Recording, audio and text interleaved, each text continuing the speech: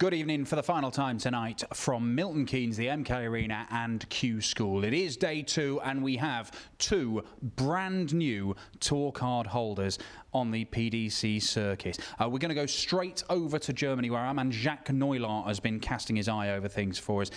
It was an all-German final between Steven Noster and Kai Gotart. You may have seen Kai Gotart at the recent World Championships making his debut at Alexandra Palace, and he managed to come from behind and get his spot on the PDC Tour. Here is Jacques with our latest tour card holder.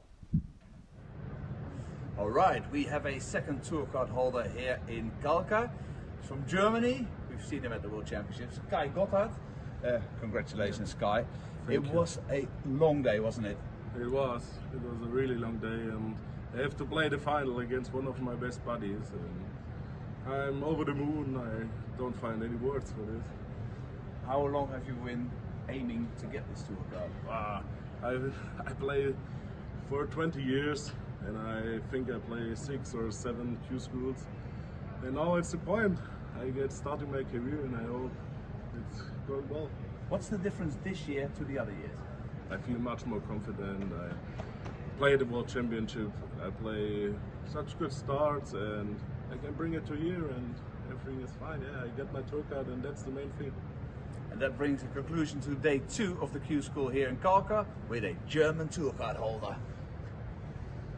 Well, thank you very much, Jacques, and congratulations to Kai on getting his tour card. Let's show you how he did it today on Dart Connect, so tv.dartconnect.com. This is the EU page. Now, as you can see, you can't really argue with the fact that Kai Gotart went and won it today. He's produced some of the best starts, in fact, the best individual average that we've seen in Q School so far. Nearly 109 in that 6-0 whitewash of Jamai van den Hek. But if you do look at those games, and this emphasises how there's such jeopardy in Q School, Boris Kritschmar looks like he may have got a match start in that last leg decider. Michi Unterbuchner looks like he may have got a match start in that last leg decider against Kai Gotart. Steven Noster did not get match starts in the final, but despite his excellence, despite the very good averages, you can see that the two ones that are dodgy, the first game and the one that's in the sort of 89 region against David Proston, he's won those games comfortably. So even when he's played well, he has had to ride his luck a little bit, but he becomes a tour card holder for the first time. Let's get rid of that,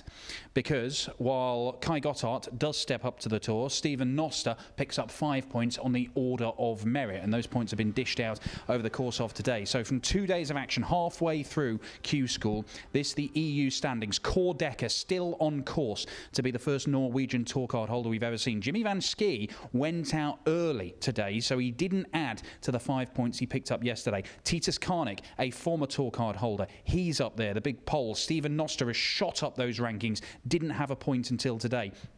There are some familiar names with the likes of Kuyvenhoven and Sedlacek. Max Hopp is into the top 12. Now, that's where they need to be come the end of Sunday night.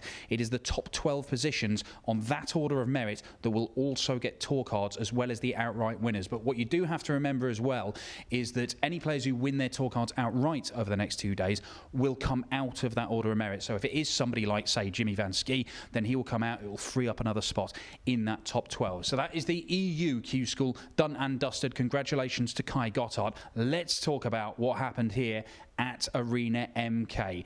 This was the final. For the second day running, we saw Bradley Brooks in the final. For the second day running, it went to a last leg decider, and for the second day running, Bradley Brooks has been beaten. Justin Hood pinning 8-8 to get the job done, win it 6-5, and celebrating there with his friend Ryan Palmer. What a day for Justin. So let's. We spoke to Justin after that one.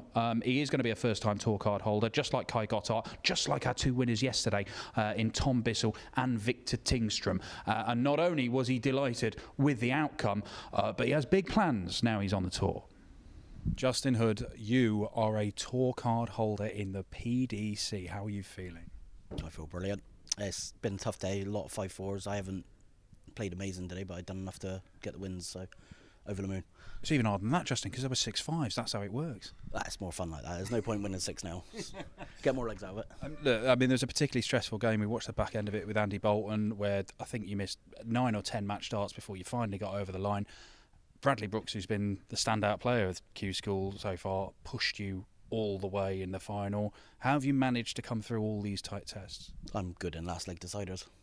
Win or you're out. So 6-5s are better than 6-0s. It's more fun.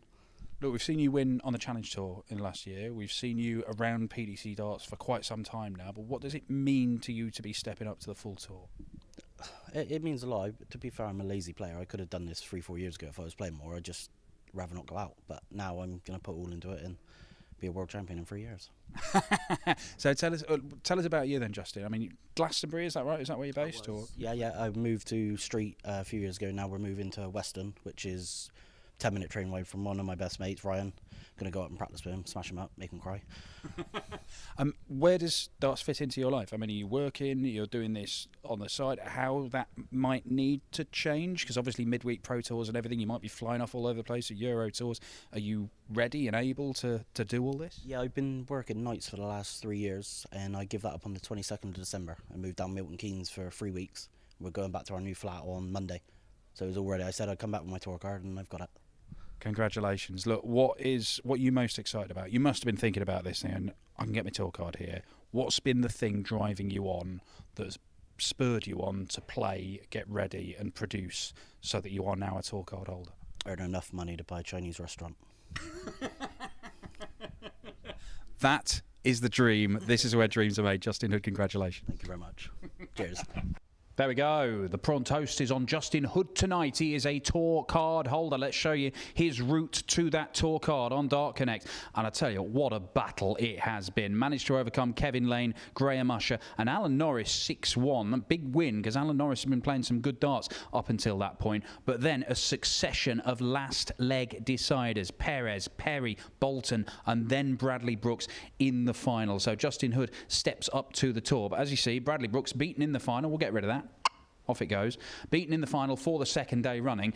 And that has implications for the Order of Merit. You heard from Bradley in one of our earlier updates just an hour ago. Look, it is done. He is so far clear of everybody. He is waltzing towards the tour card.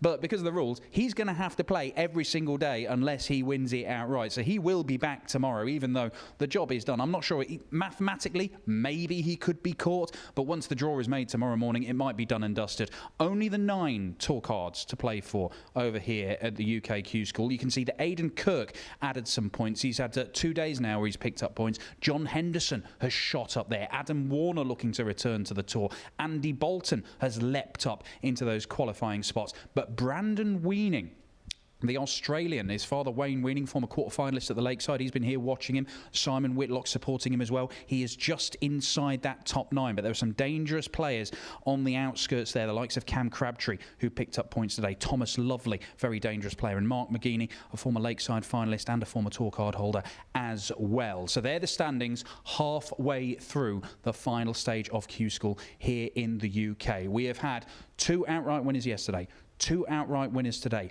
all of them brand new members of the tour. Victor Tingström of Sweden and Tom Bissell from the West Midlands, who never played in the PDC at all until this week, were our winners yesterday. And it is Kai Gotart, the Tunnel, and Justin Hood, Happy Feet, who take the tour cards today. Happy Feet could not be any happier. He's off for a Chinese. Kai Gotart, by the sounds of it, is off for a lie down. They won't be back tomorrow. Their work is done, but we will be, because it's day 3 of Q School, and there are more spots on the tour to be won. We'll see you then.